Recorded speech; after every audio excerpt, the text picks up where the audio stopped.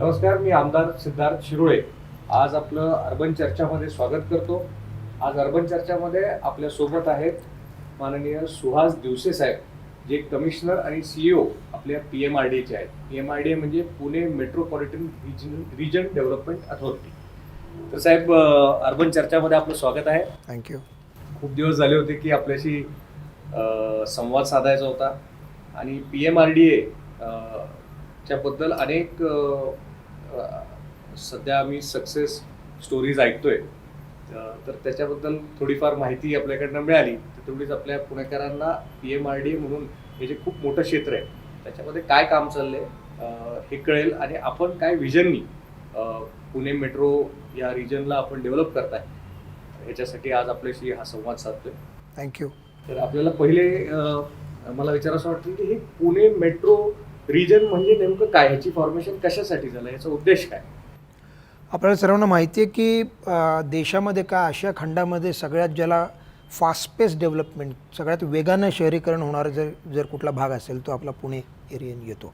पुणे महानगरपालिकेचं विशेषतः बघितलं त्याची वेगानं जी वाढ गेल्या 20 वर्षाच्या 30 वर्षामध्ये झाली आहे त्याचा विचार करता मग अशा प्रकारच्या क्षेत्रामध्ये ज्या ठिकाणी 2पेक्षा जास्त महानगरपालिका, मिनिमम 2 किंवा त्यापेक्षा जास्त, आणि त्याच्या अवतीभोवती जे काही नागरीकरण मोठ्या प्रमाणावर होतं याचा एक चांगला सुयोग्य व्यवस्थित असा विकास व्हावा याकरता मग तो जो भाग आहे त्याला मेट्रोपॉलिटन एरिया म्हणून डिक्लेअर केलं जातं, महानगर म्हणून डिक्लेअर केलं जातं. उदाहरणार्थ मुंबई मेट्रोपॉलिटन एरिया, त्याच्यामध्ये 2पेक्षा अधिक म्युन्सिपल कॉर्पोरेशन्स आहेत, मात्र तरीसुद्धा त्याच्या अवतीभोवतीचा परिसर आहे जे म्युन्सिपल कॉर्पोरेशनच्या बाहेर आहे, मात्र तेवढाच तो वेगानं वाढतो. याचा एकत्रित विचार करण्यासाठी मग महानगर ही कॉन्सेप्ट पुढे आली आणि मग त्याच्या विकासासाठी महानगर हे अशा प्रकारचं महानगर प्रदेश विकास प्राधिकरण स्थापन केलं जातं, ज्याच्यामध्ये महानगरपालिकांमध्ये होणारा विकास त्याच्याशी सुसंगत त्याच्या बाजूला किंवा त्याच्या आसपासच्या प्रदेशाचा विकास व्हावा आणि जेणेकरून एकूणच पूर्ण जो काही प्रदेश आहे त्याला त्याच्याकडच्या जे काही इन्फ्रास्ट्रक्चर असेल किंवा जे संसाधनं असतील त्याचा योग्य वापर, त्याचा निश्चित प्रमाणे प्लॅनिंग करण्यात यावं म्हणून महानगर प्रदेशाची स्थापना केली जाते. पुण्याचं एकूण हे बघता पिंपरी चिंचवड आणि पुणे महानगरपालिका गेल्या 40-50 वर्षामध्ये ज्या प्रमाणात वाढली औद्योगिकरणामुळं, IT मुळं, आणि त्यामुळं इथं 1997चा जो विकास, प्रादेशिक विकास आराखडा होता ज्याला रिजनल प्लॅनिंग म्हणतात, 1997च्या प्रादेशिक विकास आराखड्यामध्ये जो काही विकास अपेक्षेला होता, ज्या पद्धतीनं प्लॅनिंग केलं होतं ते खूप ढोबळमानाने होतं. त्याच्यामध्ये काही inner ring towns, outer ring towns आणि पुण्याच्या आसपास जवळजवळ 8 फ्रिंज एरियाज याचं प्लॅनिंग केलं होतं, पण ते सेक्टोरल प्लॅनिंग होतं, फार डिटेल प्लॅनिंग नव्हतं. आणि मग त्याच्यामध्ये मग चाकण, रांजणगावसारख्या MIDC नंतर निर्माण झाल्या. MIDC निर्माण झाल्या, परंतु राहायला माणसं मात्र पुण्यातच आली, कारण त्या ठिकाणी आपल्याला रहिवास किंवा इतर जी काही लागतात नागरीकरणासाठी आवश्यक ज्या सुविधा लागतात त्याचा विकास नाही झाला आणि त्यामुळं पुणे आणि आसपासच्या परिसरामध्ये प्रचंड ताण पडला व्यवस्थेवर. दळणवळणाच्या व्यवस्थेवर असेल, इतर काही सोयीसुविधा असतील, कचऱ्याचा प्रश्न असेल, पाण्याचा प्रश्न असेल, रस्त्यांचा प्रश्न असेल, दाट लोकवस्तीचा प्रश्न असेल, प्लॅनिंग नीट न झाल्यामुळं वेगवेगळे नॉन कम्पॅटेबल युजेस एकत्र, म्हणजे इंडस्ट्रीच्या शेजारीच रहिवासच्या शेजारीच कमर्शियल, याचा मग लक्षात आलं की अशा प्रदेशाचा विकास तयार करण्यासाठी एक वेगळं प्राधिकरण असावं, म्हणून मग पुणे महानगर प्रदेश विकास प्राधिकरणाची स्थापना झाली. आणि त्याच्यानुसार मग मॅन्डेट हेच आहे प्राधिकरणाचं की या पूर्ण जो काही परिसर आहे त्याचा एक आराखडा तयार करावा, विकास आराखडा, आणि त्याचा फेज वाईज त्याची अंमलबजावणी करण्यात यावी. आणि हा विकास आराखडा करताना महानगरपालिका क्षेत्र असेल, नगरपालिका क्षेत्र असेल किंवा मोठे मोठे रिजनल प्रोजेक्ट असतील, याचं सगळ्याचं एकत्रित विचार करून भविष्यात काय काय तुम्हाला लागणार आहे, भविष्यातमध्ये येणाऱ्या 20-25 वर्षामध्ये तुमची लोकसंख्येची वाढ, निसर्गता होणारी वाढ किंवा वेगवेगळ्या प्रोजेक्ट्समुळे होणारं नागरीकरण, याचा विचार करून काय करता येईल आणि त्याचा विचार करून आराखडा तयार करण्यासाठी मुळामध्ये पुणे महानगर प्रदेश विकास प्राधिकरणाची स्थापना आणि त्याच्या अनुषंगिक मग विकास. हा साधारणतः एरिया किती असावा Pune metro region?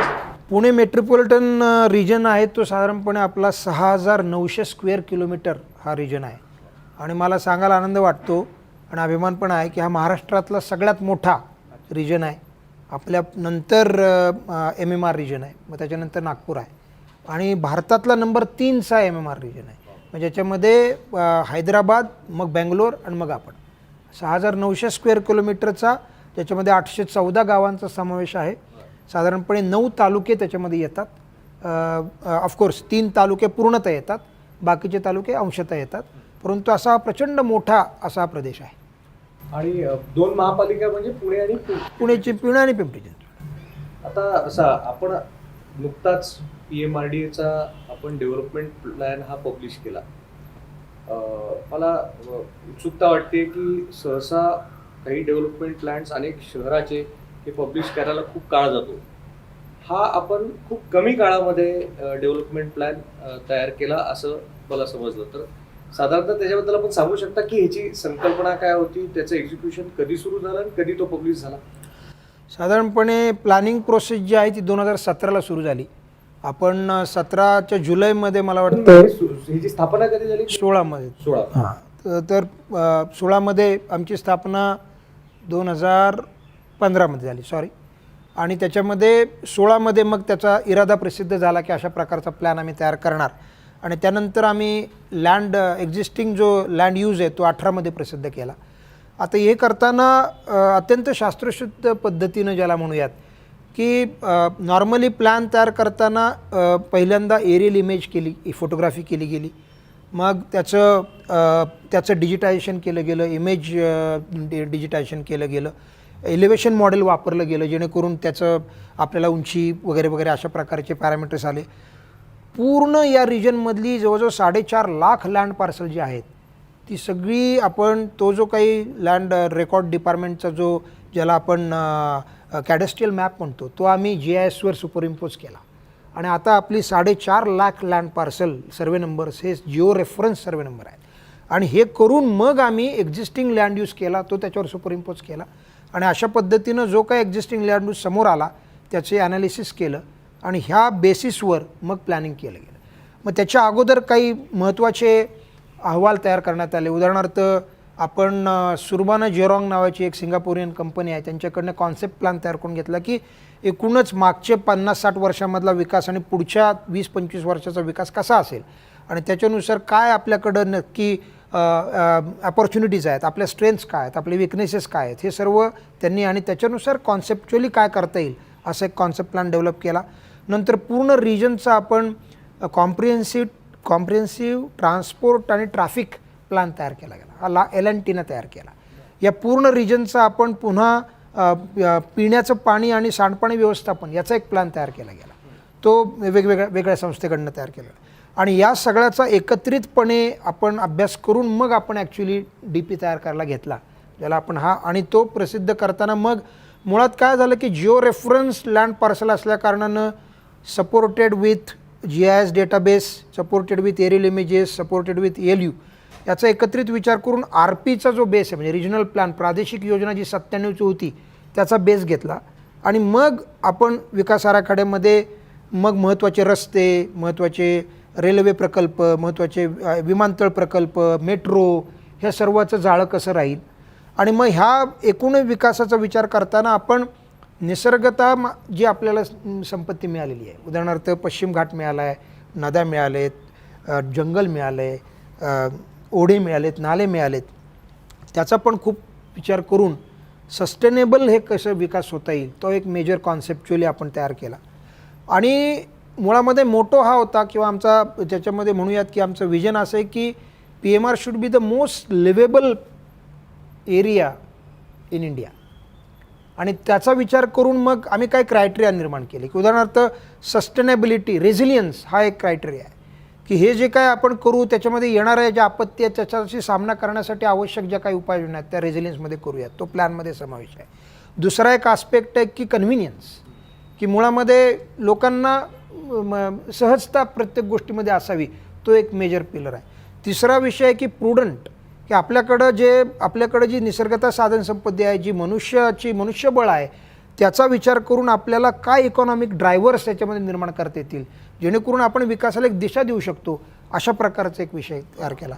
Self sufficient म्हणजे जी काय आपण निर्माण करू नागरी वसाहती किंवा ती शहरं ही सेल्फ सफिशियंट कशी असतील अशा प्रकारे त्याचा विचार केला गेला. अशा 5-6 पिलरवर हा कॉन्सेप्टवर आराखडा आम्ही डेव्हलप केलेला आहे. आणि त्याच्यानुसार मग एकूण आपण 814 जी काही गावं होती त्याला काही क्रायटेरिया लावले अर्बनाइज्ड विलेजेस कशाला म्हणायचं, आणि मग त्या क्रायटेरियानुसार साधारणपणे 233 गावं अर्बन विलेजेस आपण निवडली आणि ती 233 गावं पण 18 विकास केंद्रांमध्ये त्याची विभागणी केली. त्यामुळं आपल्या आत्ताच्या प्लॅनमध्ये 18 ग्रोथ सेंटर आहे, अर्बन ग्रोथ सेंटर, ज्याचे टोटल साधारणपणे एक ग्रोथ सेंटरचं क्षेत्रफळ 100 ते 150 स्क्वेअर किलोमीटर आहे. आणि ह्या 18 ग्रोथ सेंटरमध्ये खूप डिटेल प्लॅनिंग केलं आहे आपण. आणि याच्या बाहेर रुरल एरियाजमध्ये सुद्धा तिकडच्या लोकांना अर्बन सेंटरकडे येण्यासाठी खूप लांबचा पल्ला किंवा त्यांना काय सुविधा उपलब्ध करून घेतील म्हणून 8 रुरल ग्रोथ सेंटर आपण टाकली all along the periphery of Pune महानगर.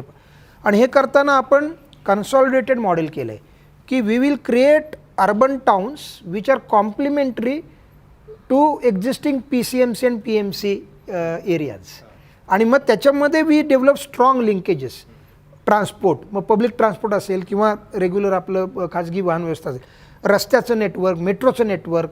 आणि त्याच्यामुळं लोक त्या ठिकाणी त्या टाउन्समध्ये राहावीत, त्यांनी तिथंच काम करावं, वर्क टू होम, आणि ही कन्व्हिनियंट त्याला.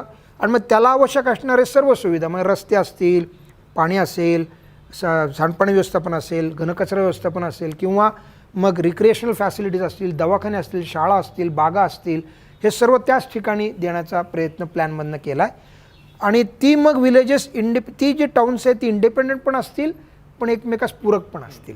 अशा पद्धतीनं एक कन्सॉलिडेटेड मॉडेलचा विचार करून हा सगळा प्लॅन आम्ही बनवलेला आहे. आणि असं म्हणतात की साधारणतः प्लॅनिंगला तुम्ही जास्त वेळ घेतला पण ती प्रॉपर प्लॅनिंग केली ते एक्झिक्युशन पण छान होतं आणि ते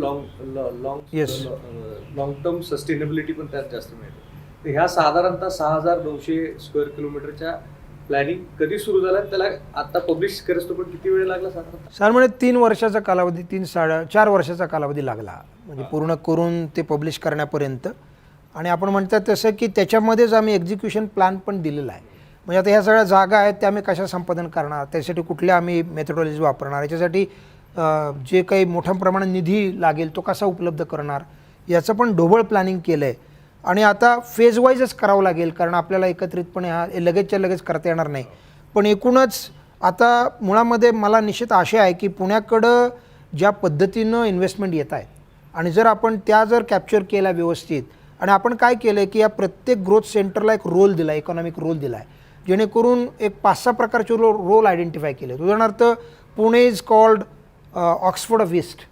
सो आम्ही एज्युकेशन या गोष्टीकडं एक अपॉर्च्युनिटी म्हणून बघतो आहे की जसं सिंगापूरनी 2008मध्ये युनिव्हर्सिटी एक होती, नंतर त्यांनी एज्युकेशन ही एक इकॉनॉमिक ड्रायव्हर तयार केला आणि त्यांच्या 4-5 युनिव्हर्सिटी काढल्या आणि नाव Singapore has become a very important educational destination. तसं महाराष्ट्रामध्ये पुणे किंवा भारतामध्ये पुणे एक महत्त्वाचं केंद्र आहे शैक्षणिक. पण आम्ही असा विचार केला की पुण्याच्या चारही बाजूला अशा प्रकारचे, मी एक एक्झाम्पल देतो आहे की इकॉनॉमिक एज्युकेशन झोन तयार केले जेणेकरून आम्ही वर्ल्ड क्लास युनिव्हर्सिटीज किंवा वर्ल्ड क्लास एज्युकेशन इन्स्टिट्यूट्स तिथं आणू इच्छितो, जेणेकरून तिथं एक एज्युकेशन टाऊन निर्माण होऊ शकतं. जसं अमेरिकेमध्ये आहे की जिथे खूप एज्युकेशनल टाउन्स आहेत, entire economy is dependent on one university. असं का नाही करता येणार आपल्याकडे? असे झोन तयार केले आहेत आपण. IT किंवा नेक्स्ट जनरेशन टेक्नॉलॉजीजमध्ये रोबोटिक असेल किंवा आर्टिफिशियल इंटेलिजन्स असेल याच्यासाठी झोन केले आहेत. किंवा आता आमचा प्रिडॉमिनंटली पूर्वेकडचा भाग आहे पुण्याचा महानगरचा, तो ॲग्रिकल्चर रिलेटेड आहे आणि खूप हायटेक ॲग्रिकल्चर केलं जातं. तिथं आम्ही agriculture technology, agri business, biotechnology, pharma अशा प्रकारचे झोनिंग केलं आहे. किंवा आता पुण्याच्या पश्चिमेला किंवा एकूणच पुण्यामध्ये मोठ्या प्रमाणावर टुरिझम पोटेन्शियल आहे. So we have created 5 tourism circuits आणि त्याच्यानुसार प्लॅनिंग केलं आहे. किंवा आता मुंबई इतकं जवळ आहे की जी बॉलिवूड समजलं जातं, म्हणजे बॉलिवूड म्हटलं जातं, आणि जिथं खूप मोठ्या प्रमाणावर मीडिया आणि एंटरटेनमेंट इंडस्ट्री मोठ्या प्रमाणात वाढली. मग आपल्याकडं तर त्याहीपेक्षा जास्त साधन संपत्ती आहे. म्हणून आम्ही माले, कार्ला, काले किंवा त्या परिसरामध्ये मीडिया आणि एंटरटेनमेंट ही इंडस्ट्री प्रमोट करण्यासाठी काही नियोजन केलेलं आहे, जेणेकरून की अशा पद्धतीनं केल्यामुळं मला वाटतं की खूप मोठ्या प्रमाणावर इथे इन्व्हेस्टमेंट होऊ शकते. आणि मग पब्लिक प्रायव्हेट पार्टनरशिपच्या माध्यमातून असेल, TDR किंवा FSIच्या माध्यमातून असेल, टाउन प्लॅनिंग स्कीमच्या माध्यमातून असेल, किंवा ज्याला म्हणूयात आपण इन्स्टिट्यूशनल फायनान्सिंग असेल. उदाहरणार्थ आम्ही हिलटॉप हिलस्लोपमध्ये किंवा एकूणच PMR रिजनचं ग्रीन स्टेटस मेंटेन करण्यासाठी रिजनल पार्क्स मोठे केले आहेत. तर त्याच्यामध्ये खूप international organization, donor organization ready to invest किंवा आपण पूर्ण सगळ्या नद्यांचं ब्ल्यू लाईन मार्क केली आहे, पण नदी सुधार प्रकल्पाच्या अंतर्गत खूप सस्टेनेबली त्या डेव्हलप होऊ शकतात. याच्यामध्ये बाहेरचंही फंडिंग आपल्याला मिळू शकतं, वर्ल्ड बँक मिळू शकतं, एशियन डेव्हलपमेंट बँकसारखं फंडिंग मिळू शकतं. अशा पण पॉसिबिलिटीज आपण एक्सप्लोअर करू शकतो, जेणेकरून ह्याच्यामध्ये एक फेज वाईज निश्चित स्वरूपाचा एक प्लॅन्ड ऑर्गनाइज्ड असा विकास होऊ शकतो, असा विश्वास या ठिकाणी आहे. आणि सहसा ग्रीनफील्ड आणि ब्राऊनफील्ड ह्या सगळ्या एरियामध्ये दोन्ही प्रकारचे सिच्युएशन्स असतील, की कुठे डेव्हलपमेंट ऑलरेडी झालेली असेल, कुठे अगदीच प्लेन डेव्हलपमेंट असेल. हा सगळा आराखडा तयार करण्यामध्ये जे का शहराच्या आराखड्या तयार करण्यामध्ये जो एक फरक असतो आणि अशा थोडा मिक्स जो ग्रीनफील्ड ब्राऊनफील्ड असतो, तुम्हाला काय प्रामुख्याने मुख्य चॅलेंजेस काय तुम्ही फेस केले या काळामध्ये? काय झालं की ELU जो आपला तयार झाला तो साधारणपणे 2018 मध्ये झाला. आता एक्झिस्टिंग लँड यूज म्हणजे प्रत्यक्षामध्ये 97चा रिजनल प्लॅन, त्याच्यानुसार काय डेव्हलपमेंट झाली आणि आज रोजी काय परिस्थिती आहे, तर साधारणपणे 17 एंडला तो ELU तयार झाला. आता एक्झिस्टिंग लँड यूज तयार झाल्यानंतर प्लॅन करण्यापर्यंतचं 3 वर्षाचं अंतर गेलं, त्याच्यामुळं त्याच्यामध्ये जी डेव्हलपमेंट झाली ती कॅप्चर करताना मोठी अडचण आली. सेकंडली, पहिल्यांदाच लँड रेकॉर्ड्स हे जिओ रेफरन्स झालं आहे. आता ब्रिटिशांनी ज्या वेळेला ही मोजणी केली त्याच्यानंतर प्रत्येक 30-35 वर्षानंतर त्याचं रिसेटलमेंट किंवा रिसर्वे होणं अभिप्रेत होतं. आपल्याकडनं ते झालेलं नाही आहे. त्यामुळे इनहेरंट लँड रेकॉर्ड्समध्ये पण काही प्रॉब्लेम आहेत. म्हणजे आजच सकाळमध्ये बातमी आहे, टेकडी सरकली. मुळामध्ये ह्या टेकड्यांची मोजणी पूर्वी कधी झालेली नाही, जेव्हा केव्हा झाली त्यावेळेला झाली. आणि आता बहुतांशी योजना मोजण्या वहिवाटीनुसार होतात आणि त्याच्यामुळं त्या सर्वे नंबरचं कदाचित लोकेशन इकडे तिकडे होऊ शकतं. फार कमी प्रमाणात झालं पण झालं आहे. सो तो बेसिकली लँड रेकॉर्डचा डेटा ज्यावेळेला जिओ रेफरन्स केला जातो त्याच्यामध्ये काही तफावती असतात किंवा ते पण एक मुद्दा आहे. तिसरा मुद्दा काय झाला आहे की लँड रेकॉर्ड जे आहे ते सर्वे नंबर किंवा गट नंबर आहेत त्याची फाळणी न होता जमिनीत विभागल्या गेल्या. म्हणजे आता एका कुटुंबामध्ये सर्वे नंबर होता एक, त्याच्यामध्ये 4 भाऊ आहेत, तर त्यांनी स्वतःच्या वाटण्या करून घेतल्या. प्रत्यक्षात ते वेगवेगळे वहिवाटतात आणि त्याला सातबारावर सर्वे नंबर पण पडला. म्हणजे गट नंबर 1 असेल समजा तर 1चा 1, 1चा 2, 1चा 3, 1चा 4, पण प्रत्यक्षामध्ये फाळणी नाही झालेली, मोजणी नाही झालेली. त्यामुळे आज नकाशावर एकच गट नंबर दिसतो पण सातबारा मात्र 4 आहे. मग याच्यामुळे निर्माण होणारे प्रश्न, बऱ्याच वेळेला काय होतं की मोठा गट दिसला की त्याच्यावर रिझर्वेशन पडतं, पण प्रत्यक्षामध्ये त्या एका भावाच्याच पूर्ण जमिनीवर रिझर्वेशन पडलेलं असतं. असे पण प्रश्न. आणि मग स्टेट हायवे त्यांच्या पॉलिसीज, नॅशनल हायवे त्यांच्या पॉलिसीज आणि त्यांचं मग अलाइनमेंट. मग पूर्वीचा रोड 18 होता तो 24 केला आहे, 18चा 30 केला आहे. त्याच्यामुळे निर्माण होणारे प्रश्न, ह्या सगळ्या गोष्टी आता आमच्यासमोर येत आहेत. पण मला एक सांगावंसं वाटतं की हा मला वाटतं पहिलाच प्रयोग आहे ज्याच्यामध्ये आपण जिओ रेफरन्स लँड पार्सलचं प्लॅनिंग केलं आहे. त्यामुळं लोकांच्या हरकती येत आहेत, सूचना येत आहेत आणि ॲब्सोल्युटली यायलाच पाहिजेत. आणि आम्ही या विकास योजनेकडं किंवा जो काय प्रारूप आराखडा याच पद्धतीने बघतो की एकदा ज्या काही चुका यापूर्वी घडल्या आहेत कुठल्याही डिपार्टमेंट, फॉरेस्टच्या असतील, महसूलच्या असतील, प्लॅनिंगच्या असतील, ते एकदा येऊ द्यात रेकॉर्डवर, ते दुरुस्त करूयात. आपल्याला ही संधी आहे जेणेकरून पुढच्या 25-30 वर्षामध्ये की 50 वर्षाचा विकास आहे ना तो व्यवस्थित होईल. अदरवाईज म्हणजे हे 5 आंधळे आणि हत्तीसारखी गोष्ट आहे. प्रत्येक डिपार्टमेंट सायलोमध्ये काम करतं, एका प्लॅटफॉर्मवर नाही. Now this is an opportunity where we are giving a single platform where everybody is on the same page. आणि मग हा जो काही एक जो of course it's a challenge, but I always look at it as an opportunity to rectify things, to make it correct and go ahead. आता साधारणतः generally कुठल्याही ब्युरोक्रेटची एक लाईफ एक त्या पोझिशनवरती एक साधारणतः टर्म असते, त्याची एक बेसिक लाईफ असते. त्या स्टिप्युलेटेड टाईममध्ये काय काय करायला मिळतं, काय काय कधी कधी निर्णय करायला मिळतात. आणि त्यात एक असा महत्त्वाचा निर्णय जो पुण्याच्या पुढच्या 40 ते 50 वर्षाचा फ्युचरचा डिसायसिव्ह रोल प्ले करेल असा DP जेव्हा आपल्या माध्यमातून आपल्या टेन्युअरमध्ये आपल्या अध्यक्षतेखाली तेव्हा आपण कमिशनर आहात अशा अर्थाने आपण जेव्हा पब्लिश केला तेव्हा आपल्याला म्हणजे कसं म्हणजे आपली त्यातली एक व्यक्ती म्हणून किंवा आपण या क्षेत्रात काम करताय आपली काय नेमकी भावना होती? हे होणार, पब्लिश होतंय, होणार नाही असं चाललं होतं. तर नेमकं जेव्हा पब्लिश झाला तेव्हा आपली नेमकी काय भावना? नाही, मी स्वतःला खूप भाग्यवान समजतो. मी 83 साली पुण्यात आलो.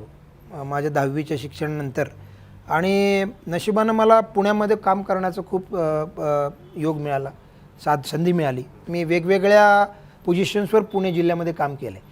त्यामुळं पुणे महानगरपालिकेत काम केलं आहे, मी पिंपरी चिंचवड नवनगरमध्ये काम केलं आहे, मी कलेक्टरेटमध्ये काम केलं आहे, मी डिव्हिजनल कमिशनर ऑफिसमध्ये काम केलं आहे.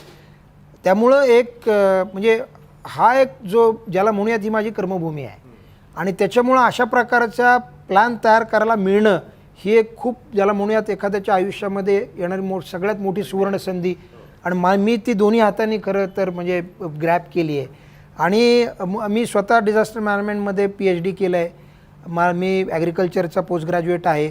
एकूणच विकास आणि तो म्हणजे सस्टेनेबल डेव्हलपमेंट हा माझा अगदी जवळचा विषय आहे. मी कृषी आयुक्त पण होतो, त्यामुळं पुण्यातली शेती हा पण माझा जवळचा विषय आहे. आणि त्याच्यामुळं ह्या सर्वाचा एकत्रित विचार करताना अशा प्रकारचा प्लॅन करणं हे एक सौभाग्य आहे आणि तो तयार करून लोकांसमोर मांडणं ह्याच्यामध्ये खूप चॅलेंज पण होतं. पण ते चॅलेंज माझी टीम खूप चांगली आहे, खूप चांगलं सहकार्य, विशेषतः पालकमंत्र्यांचं, विशेषतः आमच्या अर्बन डेव्हलपमेंट मिनिस्टर आणि मुख्यमंत्री महोदयांचा जो पाठिंबा की बाबा हे करायला पाहिजे, लवकर करायला पाहिजे आणि त्याच्यानुसार सगळ्यांच्या सहकार्याने हे झालं आहे. त्यामुळे खूप समाधान आहे. चॅलेंज मी मगाशी सांगितलं की वेगवेगळे आहेत चॅलेंजेस, पण आपण ते कुठेतरी कन्फ्रंट केलं पाहिजे की ठीक आहे ती आपण बदलूयात आणि ती एक चांगली संधी या निमित्ताने मिळाली आहे आणि त्याचा आनंद आहे, त्याचा सार्थ अभिमान पण आहे आणि ही एक आपल्या हातून चांगलं कार्य घडतं आहे ही देवाची कृपाच आहे. म्हणजे आणि मुख्यतः 2-3 विषय अचानक म्हणजे आपण जेव्हापासून PMRDचे कमिशनर झाले अचानक 2-3 गोष्टींना कदाचित त्याची वेळ पण आली आणि त्याचा प्रॉमिनन्स पण खूप जास्त आला. जसं ही एक डेव्हलपमेंट प्लॅन होता, तसाच जी शिवाजीनगर ते हिंजेवाडीची मेट्रो आहे ती सुद्धा खूप उत्सुकता आहे, कारण मेट्रोच्या लाईन्स खूप व्यापक होत चालल्या आहेत. पण शिवाजीनगर ते हिंजेवाडी ह्या मेट्रोच्या बाबतीत मला वाटतं की पुणेकरांमध्ये खूप मोठा उत्सुकता आहे, कारण त्याचं प्लॅनिंग, त्याचं एक्झिक्युशन, त्याचं ऑपरेशन ह्याच्यावरती खूप मोठी इकॉनॉमी रिव्हॉल्व्ह होणार आहे किंवा इव्हॉल्व्ह होणार आहे. तर ह्या प्रोजेक्टबद्दल किंवा ह्या मेट्रोच्या या रूटबद्दल आपलं ते PMRDच्या अंतर्गत येतं म्हणून मी आपल्याला विचारू इच्छितो की त्याच्याबद्दल आपल्याला काय सांगावं वाटतं किंवा जे पुणेकरांना माहिती व्हायला पाहिजे असं मला वाटतं की आपलं काय मत आहे ह्या प्रोजेक्टवरती काम करताना आपल्यासमोर काय काय अनुभव? पुण्यामधला हा जो प्रोजेक्ट आहे metro line from Shivajinagar to Hinjawadi हा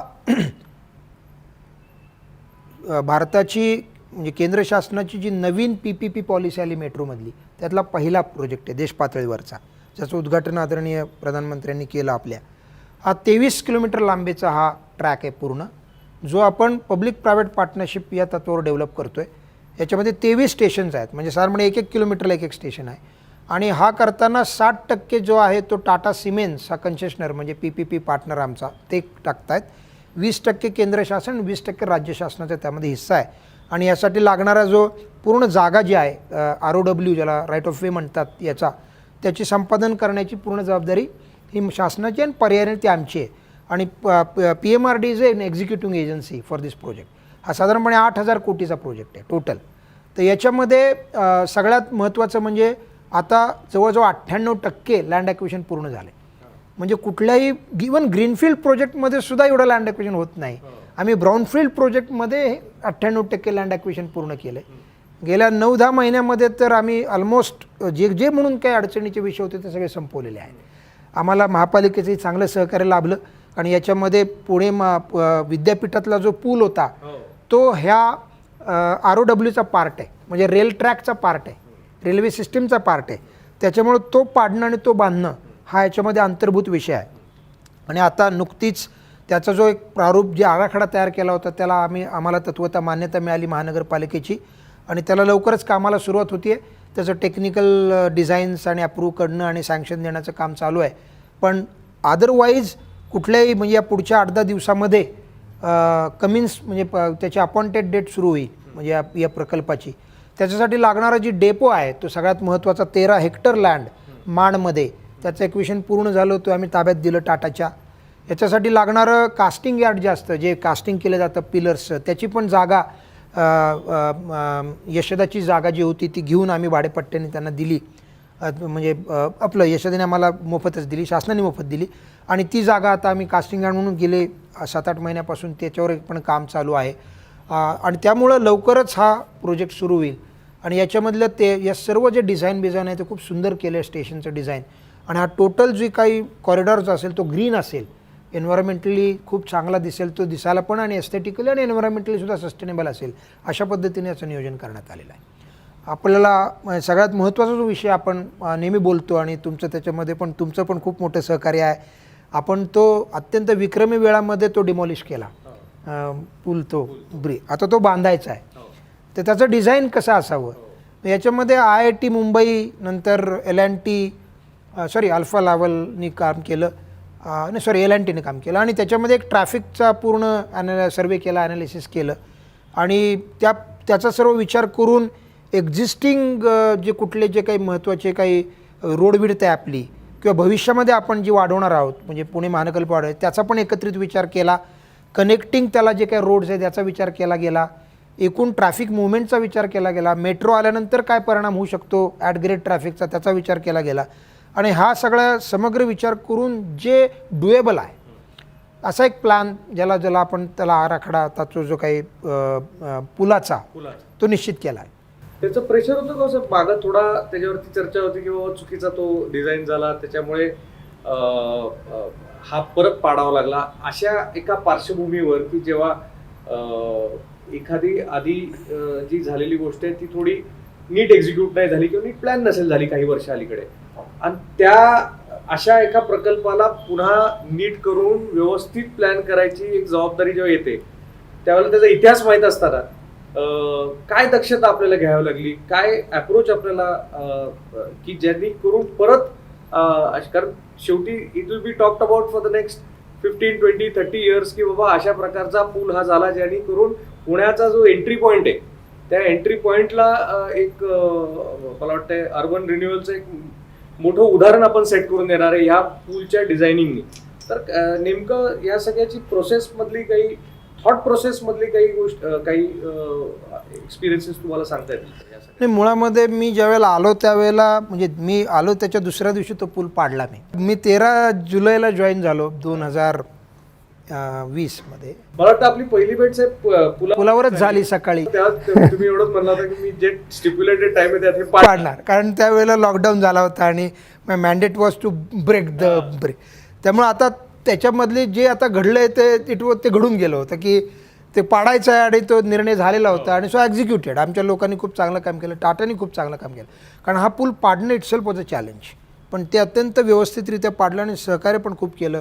आपल्याकडनंही खूप सहकार्य मिळालं, पोलिसांकडनं खूप सहकार्य मिळालं, महानगरपालिकेकडनं खूप सहकार्य मिळालं. तर major challenge in all these greenfield brownfield projects are basically coordination with different agencies. जेव्हा की तुम्ही आता हा ब्रिज म्हणता तर मग युनिव्हर्सिटी, हे स्टेक होल्डर्स खूप आहेत. म्हणजे नागरिक हे महत्त्वाचा स्टेक होल्डर आहे, मग पर्यावरणवादी हे महत्त्वाचे स्टेक होल्डर आहेत, किंवा आता त्याच्यामध्ये महापालिका महत्त्वाचा स्टेक होल्डर आहे, पोलीस महत्त्वाचं, ट्रॅफिक पोलीस महत्त्वाचा स्टेक होल्डर आहे, प्लॅनिंग डिपार्टमेंट म्हणजे ज्याच्यामध्ये आता हा सगळा नाही म्हणलं तरी शेवटी हा पुण्यातला शिरणारा महत्त्वाचा मार्ग आहे. आणि त्याच्यामुळं मग नॅशनल हायवेचं काय चाललं आहे तिथपासून ते अगदी पुढं काय होणार आहे तिथमध्ये रेल्वे सगळे झाले. आणि यांचं कोऑर्डिनेशन करून यांच्याबरोबर प्रत्येक आणि मग त्यांचे काही रिक्वायरमेंट्स आहेत, नागरिकांच्या काही रिक्वायरमेंट्स आहेत, महापालिकेचे काही रिक्वायरमेंट्स आहेत, हे सगळे एकत्रित आणून तो तयार करणं itself is a big challenge. आणि मग तयार करताना ठीक आहे, म्हणजे काही ऑप्शन्स असतात, there may be better option than this. पण बऱ्याचदा कसं असतं की यू नीड टू अंडरस्टँड की बेस्ट पॉसिबल ऑप्शन कुठला. कारण तुम्ही एखादं, तर आपण 1000 कोटी खर्च केलं तर पण तुमच्याकडे तेवढे पैसे आहेत का, किंवा एक्झिस्टिंग रिसोर्सेसमध्ये एक्झिस्टिंग जी काय हे आहे तुमच्या कॅपॅसिटीज आहे त्याचा विचार करून शेवटी करावं लागतं. टाटा सिमेंट्सने खूप, बिकॉज दे देमसेल्व्स हॅव म्हणजे त्यांनी पण काही चांगले फॉरेन ऑर्गनायझेशन याच्यामध्ये इन्व्हॉल्व केल्या होत्या की याचं डिझाईन कसं असावं. आणि सो मोस्ट काहीतरी ॲप्रोप्रिएट म्हणूयात, बेस्ट पॉसिबल ऑप्शन आम्ही तयार केला आहे. आणि याच्यामध्ये तयार करताना एक्झिस्टिंग आता मी स्वतःच पुणेकर आहे आणि मी तिथंच राहतो त्या भागात, त्यामुळं आपण जे एक्सपिरियन्स करतो आता तुमचे पण खूप आम्ही याच्यामध्ये कॉन्ट्रीब्यूट केलं तुम्ही की हे पोलिसांचे काही महत्त्वाचे विषय की जे मित्र संजय शिंदेच का हो? हो ॲडिशनल सी पी पहिल्या दिवशी आपण करेक्ट जेव्हा भेटलो होतो येस मी पाहिलं की एक म्हणजे तुमच्यातलं एक मला गुण नक्कीच जाणवला की या सगळ्या स्टेक होल्डर्सला बरोबर घेऊन जाण्याची एक मनस्थिती लागते की ज्याने काम करणं सोपं पडतं आणि ज्या पद्धतीने ट्रॅफिकचे ते ट्रॅफिक ACP होते ॲडिशनल CP होते ट्रॅफिक आणि त्यांचं जे सहकार्य होतं ते अल्टरनेटिव्ह ट्रॅफिक मॅनेजमेंट प्लॅन मध्ये आपल्याला फार त्याचा उपयोग होणार फायदा झाला. ॲब्सोल्युटली. त्यामुळं मग अशा पद्धतीनं मग त्यांना एकत्र आणून एक आणि त्याला ऑफकोर्स आमच्या पालकमंत्र्यांची भूमिका खूप महत्त्वाची होती. खूप त्यांनी चांगल्या पद्धतीनं खूप सपोर्ट केला. सगळ्यांना एकत्र आणून मग आपण पिंपटाला तो नेला. म्हणजे पुणे अर्बन म्हणजे ज्याला ती अथॉरिटी आहे याच्यामध्ये आपण तर त्याला पण तो सादर केला गेला. मग त्याच्यामध्ये करीर साहेबांचं योगदान होतं. आमचे आत्ताचे गगराणी साहेबांचे एक्झिस्टिंग आमचे आत्ताचे UD सेक्रेटरींचं योगदान होतं. म्युन्सिपल कमिशनर साहेबांचं योगदान होतं. आणि या सगळ्यांचा विचार करून तो तयार केला गेला. तर आपण जो प्लॅन आता तयार केला आहे तो थोडक्यात मी तुम्हाला सांगतो. साधारणपणे 1.25 किलोमीटरचा हा फ्लायओव्हर आहे. आणि हा साधारणपणे जर बघितलं तर हा युनिव्हर्सिटी चौकापासून RBI पर्यंत हा 3 लेनचा 2 म्हणजे 3+3 अशा 6 लेनचा तो फ्लायओव्हर. सो 3 लेन म्हणजे ज्याला म्हणूयात आपण 2+3 आणि त्याच्यावर मेट्रो म्हणजे मुळामध्ये खाली ॲडग्रेड ट्रॅफिक मग हा फ्लायओव्हर आणि त्याच्यावर मेट्रो अशा पद्धतीने त्याचं नियोजन आहे. आपण आता सुरुवात करूया युनिव्हर्सिटी चौकाकडनं शिवाजीनगरकडे जाणार ट्रॅफिक. तर युनिव्हर्सिटी चौकाकडनं शिवाजीनगरकडे जाणार म्हणजे 3 वेगवेगळे येतात. एक पहिला औंधकडनं जाणारं शिवाजीनगरकडं तो फ्लायओव्हरवरनं जाईल. तो 2 दुहेरी ह्याच्यावरनं तुमच्या रॅम्पवरनं जाईल आणि पुढं 3 याला तो मिळेल. बाणेरकडनं जो आहे तो पण 2 दुहेरी रॅम्पवरनं चढेल आणि वर तिहेरीला जाईल. म्हणजे जाणारे 2 मार्ग आहेत. पाषाणकडनं शिवाजीनगरला ॲडग्रेड जाईल वळून उजवीकडं. हा झाला जाणारा. येणारा जो प्रवाह आहे शिवाजीनगरकडनं युनिव्हर्सिटीकडं तो येणारा जो आहे तो औंधकडं जायचा असेल तर ॲडग्रेड जाईल खालनं जाईल. बाणेरकडं जायचं असेल तर वरनं जाईल. म्हणजे बाणेरला 2 वे ब्रिज होतोय येण्यासाठी आणि जाण्यासाठी. आणि इकडनं 2 वे होऊन तिकडं 3 याला लागतो तसा तिकडनं सो शिवाजीनगरकडनं आपल्याला बाणेरकडे जायला तर वरनंच खाली उतरता येईल आणि पाषाणला पण वरनं खाली उतरता येईल. म्हणजे पाषाणला उतरेल बाणेरला पण उतरेल मात्र औंधला नाही उतरणार.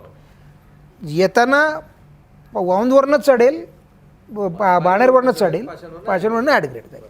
अशा पद्धतीने त्याचं नियोजन आहे. आपण भविष्यामध्ये आता येणारं वाहनांना औंधकडं डायरेक्ट थेट जावं आणि पूर्ण ट्रॅफिकच बऱ्यापैकी सिमलेस व्हावं म्हणून एक अंडरपास पण प्रपोज केला आहे. जो GPP अंडरपास निघेल आणि तो खालनं येऊन डायरेक्ट औंधला बाहेर पडेल. म्हणजे तिकडून येणाऱ्या लोकांना तिथं पण थांबायची गरज नाही, ते डायरेक्ट जाऊ शकतात. फक्त त्याचं ह्या मेट्रो रेलशी काही नसल्यामुळं ते स्वतंत्र प्रोजेक्ट आहे ज्याचा या पूर्ण स्ट्रक्चरशी काही. आणि एकूण मेट्रो सुरू झाल्यानंतर ट्रॅफिकचं पण ॲनालिसिस आपण केलं पाहिजे की अंडरपासची गरज आहे का.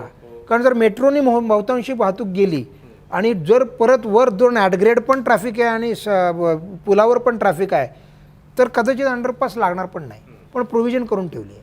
प्लस म्हणजे चतुश्रृंगीकडे उतरण्यासाठी पण आपण सोय करून ठेवलेली आहे की भविष्यामध्ये वाटलं आपल्याला की तिथून पण तर तुम्हाला you can actually have a ramp तो खाली आपल्याला उतरवता येईल याच्याकडे जायला म्हणजे चढायला चतुश्रृंगीकडनं वर यायला. अशा पद्धतीचं पण आपण नियोजन केलेलं आहे. आणि अशा पद्धतीचं टोटल जे ब्रिज केलेलं आहे तर मी म्हणलं तुम्हाला 1.25 किलोमीटर लांबीचं आहे. स्टेशन जे आहेत महत्त्वाचे ते युनिव्हर्सिटी किंवा म्हणजे राजभवन आणि तिथलं एक स्टेशन महत्त्वाचं RBI रिझर्व्ह बँक ऑफ इंडियाचं स्टेशन. त्याच्यापुढं कॉलेज ऑफ ॲग्रिकल्चरचं स्टेशन. त्याच्यापुढं शिवाजीनगरचं स्टेशन आणि त्याच्यापुढं कोर्टाचं स्टेशन. अशा प्रकारची स्टेशन्स आहेत. युनिव्हर्सिटी चौकामध्ये फुटओव्हर ब्रिज केलेत आम्ही. मॉडर्न कॉलेजकडनं युनिव्हर्सिटी चौकात जायला युनिव्हर्सिटी चौकातनं युनिव्हर्सिटीत जायला अशा प्रकारचे त्याची अरेंजमेंट म्हणजे या सगळ्या ज्याला आणि ॲडग्रेड म्हणजे बसेसचं जी वाहतूक आहे म्हणजे आपल्या पब्लिक ट्रान्सपोर्टची म्हणजे PMPLची ती पण व्यवस्थित व्हावी अशा पद्धतीने ॲडग्रेडचं नियोजन आहे त्याच्यामध्ये. आणि हे सर्व नियोजन करताना पोलिसांचे खूप इनपुट्स आम्हाला घेतले आणि मॅक्सिमम जिथं कमीत कमी ट्रॅफिक सिग्नल असतील किंवा जरी असतील तरी फार कमी वेळासाठी असतील अशा पद्धतीचं नियोजन आहे. आता ह्याचं साधारणतः आता डेव्हलपमेंट प्लॅन असेल आपला शिवाजीनगर ते हिंजवडी मेट्रो असेल हा युनिव्हर्सिटीचा त्याच्याच अंतर्गत युनिव्हर्सिटीचा ब्रिज असेल ह्या सगळ्याचं साधारणतः आता प्लॅनिंगचं काम झालेलं आहे. मेट्रोच्या याच्यामध्ये ॲक्विजिशन पूर्ण झालेलं आहे. काम कधीही सुरू होईल. आता इथून पुढचा फोकस आपला एक्झिक्युशनवरती असावाच. तर त्याच्याबद्दलचं काही आपल्याला थॉट शेअर करता येईल का की बाबा एक्झिक्युशन करताना काय चॅलेंज येऊ शकतात त्याचं काय प्लॅनिंग आपण केलं की ते स्विफ्ट पण व्हावं टाइम बाउंड पण व्हावं त्याच्याबरोबर ते जसं ब्राउन फील्ड इश्यूजमध्ये आपल्याला अल्टरनेट ट्रॅफिक मॅनेजमेंट प्लॅन असेल किंवा नागरिकांना कमीत कमी त्रास व्हावा अशा दृष्टिकोनाने पुढच्या काळामध्ये आपण कशाला प्रायोरिटी देतो? नाही पहिला मी मेट्रोचं बोलतो की आता मुळामध्ये स्टॅच्युटरी किंवा एक्झिक्युशनच्या ज्या काही इश्यू होते किंवा ROWचे इश्यू ते सगळे संपलेत. So as far as land acquisition किंवा डिझाईन किंवा ROW हे सगळे जे काही चॅलेंजेस आहेत त्या ओव्हर. सो नाव एक्झिक्युशन तो फुल थ्रॉटल आम्ही आता एक्झिक्यूट करणार. आता मूळ जी त्याची साधारणपणे 36 महिन्याचा हा कालावधी होता म्हणजे सप्टेंबरमध्ये जर सुरू झालं तर 36 मंथ्स. पण टाटा सिमेंट्स आय थिंक त्यांच्या बोलण्यातून आहे की they will try to do it much earlier. कारण त्यांचं जे प्लॅनिंग झालं ते दे आर ऑलरेडी रेडी. 8 ठिकाणी बहुतेक एका वेळेला काम सुरू करतील ते. आणि त्यांच्याकडची जी एकूण क्षमता आहे आणि सिमेंट्स आणि Tata is a best combination. Siemens basically rail systems आणि सिग्नल्स आणि ते देत आहेत आणि Tata is basically executing the structural part civil part. तर मला वाटतं we are very positive about आणि आमचं केबलच्या बाबतीमध्ये जे काही अंडरग्राऊंड केबलिंग वगैरे त्याचं काम ऑलरेडी सुरू आहे. पॅरलली सुरू झालं आहे म्हणजे गेले 8-9 महिन्यापासून काम चालू आहे आमचं. आता शिवाजीनगरमधलं पण झोपडपट्टी पण आता आपण तुमच्या सगळ्यांच्या सहकार्यानं आपण तिथंही त्याचंही रिसेटल केलं. तिथंही ती दोन्ही स्टेशनचे जे ते इश्यूज होते ते पण सेटल झाले. त्यामुळे आता we are just ready to go. त्याच्यामध्ये आमच्याकडनं काय आता हे नाही आहे. आणि टाटा आणि आम्ही definitely we have a plan in place which will be publicly shown. म्हणजे आम्ही त्याच्यामध्ये आता तुम्ही जे म्हणता की याच्यामध्ये लोकांचा या सगळ्या प्रक्रियेमध्ये सहभाग आणि त्यांचा आवश्यक आहे. कारण शेवटी नाही म्हटलं तरी खूप मोठ्या प्रमाणावर त्रास सहन करावा लागेल. तर पोलिसांच्या महानगरपालिकेच्या सहकार्यानं याचं ट्रॅफिकचं ऑल्टरनेटिव्ह रूट्स तयार करणं ते already we have identified. We are working on that. Plus execution करताना येणाऱ्या अडचणी किंवा त्या वेळेला त्या ठिकाणी काही उपाययोजना करायच्या आहेत. सुरक्षिततेच्या बाबतीत असतील कामाच्या बाबतीत असतील रात्रीच जास्त काम करणं वगैरे वगैरे हे सर्व आणि खूप आउटरीच मोठ्या प्रमाणावर टाटा सिमेंट्स करत आहे. Will be trying a huge outreach programme for each and every station so that people must be aware की नक्की काय झालं. सो आय डोंट थिंक म्हणजे ज्याला एक्झिक्युशनचे चॅलेंजेस म्हणतात ते तर आहेत परंतु it is not as challenging as acquiring land. Planning चांगलं झालं असल्यामुळे एक्झिक्युशनचा कॉन्फिडन्स कारण आमच्याकडे ऑलरेडी जागा ताब्यात आहे आणि बहुतांशी आता म्हणजे जे बहुतांशी जागा ताब्यात नसली तर अडचण असते. आणि टाटासारखी कंपनी आहे ज्यांची बांधिलकी आहे शहराची आणि त्याच्यामुळं ते सुद्धा इंटरेस्टेड आहेत की अशा प्रकारची चांगली मेट्रो व्हावी. तर वी आर व्हेरी होपफुल की we should not have any problem in terms of completion of this project within time limits. In fact before time. DPचा जो विषय आहे तो आता हरकती सूचना आल्यात. येत्या 5-6 महिन्यामध्ये त्याच्यावर सुनावणी होईल. अंतिम होईल. अंतिम झाल्यानंतर we can just take off from there. की आता आमच्याकडं मुळामध्ये प्राधिकरणामध्ये आता PCNTDA म्हणजे पिंपरी चिंचवड नवनगर प्राधिकरण मर्ज झालं. त्याच्यामुळे एक प्राधिकरणाला एक नाही म्हटलं तरी एक स्टॅबिलिटी आली आहे आणि फिनान्शियली आणि बाकीच्या resources wise. So we can now monetise our resources. We can create resources generate resources आणि तो जो काही आमच्याकडे येतील साधनं किंवा अशा प्रकारचे जे काही इन्कम्स येतील ते डेफिनेटली या आणि आपल्याकडं तो already comprehensive traffic and transport plan तयार आहे. So we have already identified which are the major routes which are railway under bridges असतील पूल असतील किंवा बोगदा असतील किंवा रस्ते असतील.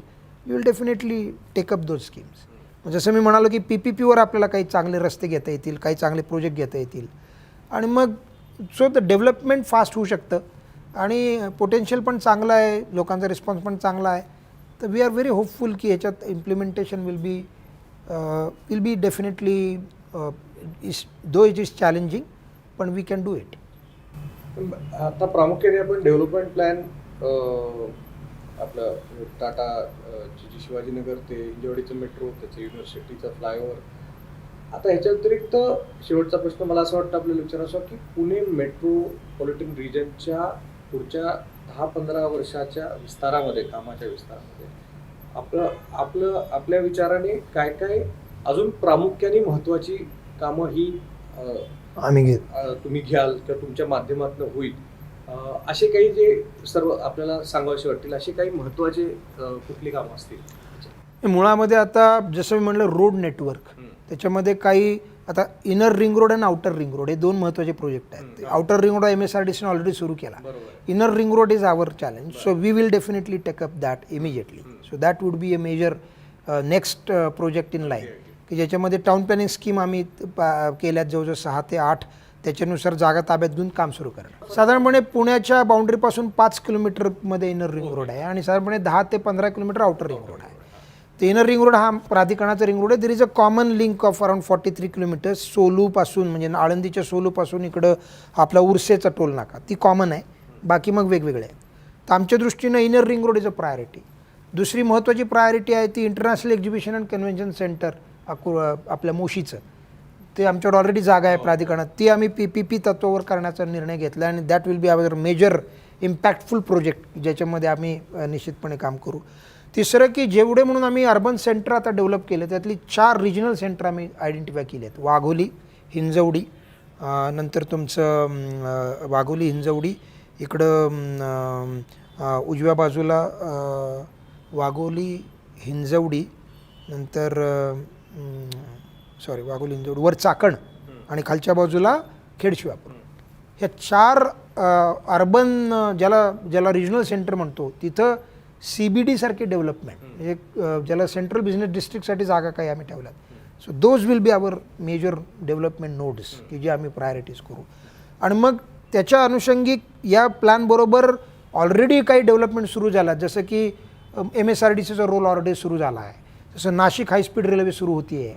याच्याशी अनुषंगिक मग आमचे जे काही लॉजिस्टिक आणि जे काही आवश्यक डेव्हलपमेंट आहे दॅट वी विल बी. आणि टाउन प्लॅनिंग स्कीम जवळजवळ 28 आम्ही आत्ता प्रपोज केल्यात, ज्याच्यामध्ये लॉजिस्टिक पार्कसाठी टाउन प्लॅनिंग स्कीम आहे, मीडिया एंटरटेनमेंटसाठी तर we will definitely showcase at least 1 TP for each economic activity, की that would be a priority. की बाबा मीडिया एंटरटेनमेंटची township will be my topmost priority, where immediately you can attract investment, you can generate employment, किंवा आता high tech किंवा research and development किंवा next generation टेक्नॉलॉजीला मागणी आहे.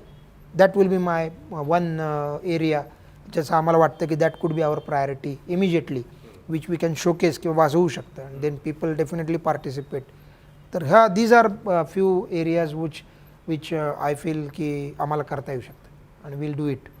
नाही, खूपच म्हणजे आता तुमचं ऐकूनच माझ्या इंटरनली एक्साइटमेंट खूप वाढलेली आहे की असं सुद्धा आपल्याला आपला पुणे मेट्रो दिसणार आहे.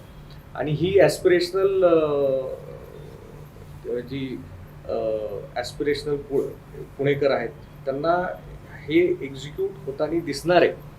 आणि कदाचित काही वर्षानंतर जेव्हा ते ॲक्च्युली इम्प्लिमेंटेड असेल त्यावेळेला कुठेतरी मागे वळून पाहिलं तर 2015-16 पासून या पुणे मेट्रो रिजनची प्लॅनिंग सुरू झाली आणि त्यामध्ये आपण सुहास दिवसे म्हणून एक महत्त्वाचं कमिशनर म्हणून काम केलं, अशी सुद्धा कधी तो उल्लेख होईल. अशा इतक्या आत्मीयतेने भावनेने आपण काम करताय. तर मला तुम्हाला एवढं सांगायचं की मी 2014 मध्ये अमेरिकेला गेलो होतो इंटरनॅशनल व्हिजिटर लीडरशिप प्रोग्राम या प्रोग्राम. तर तेव्हा गव्हर्नन्स अकाउंटेबिलिटी इन गव्हर्नन्स असा विषय होता. आणि त्यावेळेला आम्ही क्लिव्हलंडला गेलो असता तिथे क्लिव्हलंडच्या ज्या कमिशनर होत्या नायला बर्ड म्हणून, तर मला नीट आठवते की ते त्यावेळेला म्हटलं होतं की ते आधी लॉयर असायच्या, न्यूयॉर्कमध्ये काम करायचे, ते सोडून त्यांनी पब्लिक लाईफमध्ये ब्युरोक्रेसीमध्ये काम करायला सुरू केलं आणि आधी न्यूयॉर्कमध्ये नंतर क्लिव्हलँडमध्ये. आणि तेव्हा त्या म्हणल्या होत्या की आम्हाला सगळ्यांना उपदेशून त्यांनी सांगितलं होतं की बाबा if you want to do good in life then you should come in to public service and if you want to do well in life मग तुम्ही नोकरी करा, धंदा करा, खूप सारे पैसे कमवा. पण चांगलं करण्यासाठी, चांगलं करायचं असेल तर तुम्ही पब्लिक सर्व्हिसमध्ये काम केलंच पाहिजे, आलं पाहिजे आणि इथे आलं तर चांगलंच केलं पाहिजे. तर मला असं कुठं तर वाटते की you fit that thought to the T. Thank you. आणि तुमच्याबरोबर जे काही या गेल्या 1.5 वर्षामध्ये काम करायचं, जेव्हा जेव्हा आपले इंटरॅक्शन झाले असतील, हीच भावना पहिले मनामध्ये येते की तुम्ही इथं चांगलं करायला आलाय आणि आपल्या हातनं असंच समाजाची, राष्ट्राची आणि मानवतेची अतुरत सेवा ही होत राहावी याची मी प्रार्थना पण करतो, पण मला आत्मविश्वास पण आहे.